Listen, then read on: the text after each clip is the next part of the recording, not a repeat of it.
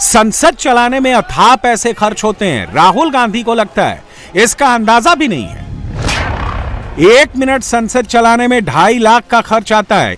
1 घंटा संसद चलाने में 1.5 करोड़ लगते हैं। एक पूरे दिन वॉश आउट हो जाए तो 9 करोड़ रुपए जाया हो जाते हैं।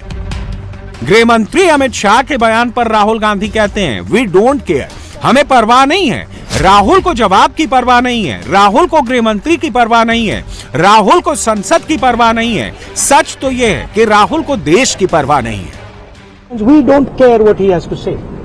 Okay? First of all, the most important thing to understand is 20 दिन के लिए गायब हो गए। यहां बैठे थे, गाड़ी आती थी जाती थी, 30 गाड़ियां उनके, student should know this, 30 cars around Amit Shah. उनके घर के सामने जाइए, वहां पे मतलब 1000 पुलिस वाले खड़े हुए हैं कि कोई बच्चा ना आ जाए। तो गुब्बारे में से गैस निकल गई, अब लास्ट मिनट वो उसमें फिर से गैस भरने की कोशिश कर रहे हैं, बट गुब्बारा फट गया है। Amit Shah has no courage, the home minister of India has no courage, he can not come to the house. संसद चले, छात्र आंदोलन पर चर्चा हो जाए, गृह मंत्री का जवाब आ जाए, दूध का दूध, पानी का पानी हो जाए। अमित शाह ने अंत तक इसकी कोशिश की। दोपहर 12 बजे गृह मंत्री ने राहुल गांधी को 3 घंटे का वक्त भी दे दिया, लेकिन राहुल को चर्चा में हिस्सा नहीं लेना था तो उन्होंने नहीं लिया। आज भी मैं कहता हूं, आज 3 बजे तक स्पीकर साहब को वो पत्र दे दे। 3 बजे से लेकर कल 3 बजे तक सभी प्रकार की चर्चा के लिए हम तैयार हैं। मैं सदन में ही बैठूंगा, सबको सुनूंगा और सब चीजों का जवाब दूंगा। सरकार के पास छुपाने के लिए कुछ नहीं है। आज मैं चैनलों के माध्यम से इन विपक्ष को कहना चाहता हूं कि आप एक पत्र 2 बजे तक लिखकर दे दीजिए स्पीकर साहब को। 3 बजे से चर्चा चालू कर देंगे और कल 3 बजे मैं जवाब दे दूंगा सारी चीजों का। संसद में चर्चा करने के नियम बने हैं, तरीके बने हैं। अब मुझे कोई कहता है कि आप एक स्टेटमेंट दे दो, इतने गंभीर मसले पर इस तरह से चर्चा नहीं हो सकती है। शायद आपके पद्धति में होगा, मगर संसदीय पद्धति ये नहीं है।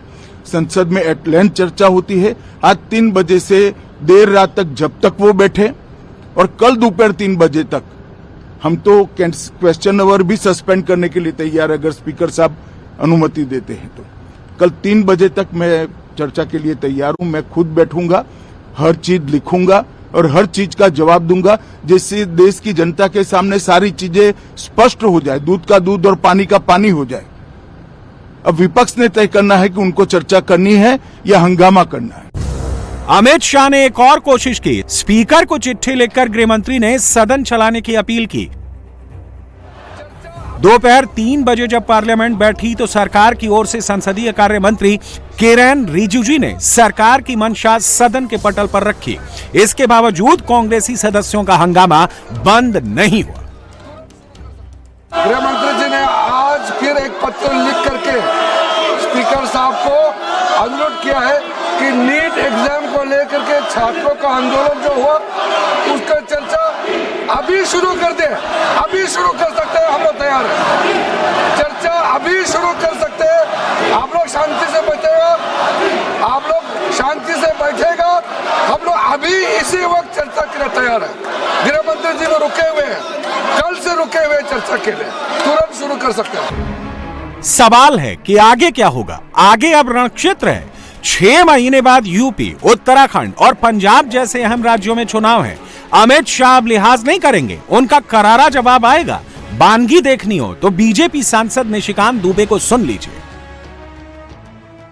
राहुल गांधी के कारण वो गृह मंत्री नहीं है ना। देश की जनता ने मोदी जी को प्रधानमंत्री बनाया और मोदी जी ने उनको गृह मंत्री बनाया है। जब तक जनता चाहेगी तब तक लेक्चर सुनना पड़ेगा। मोदी जी का भी लेक्चर सुनना पड़ेगा और अमित शाह जी का भी लेक्चर सुनना पड़ेगा। अगर गृह मंत्री सदन में जवाब दे, राहुल गांधी हैं कौन? ये प्रजातंत्र है। इस प्रजातंत्र में जनता ने तीसरी बार माननीय मोदी जी को प्रधानमंत्री बनाया है और माननीय प्रधानमंत्री जी ने माननीय गृह मंत्री जी को गृह मंत्री बनाया, अमित शाह जी को। तो लेक्चर तो सुनना पड़ेगा। राहुल गांधी कौन है? जनता को जाकर पूछिए।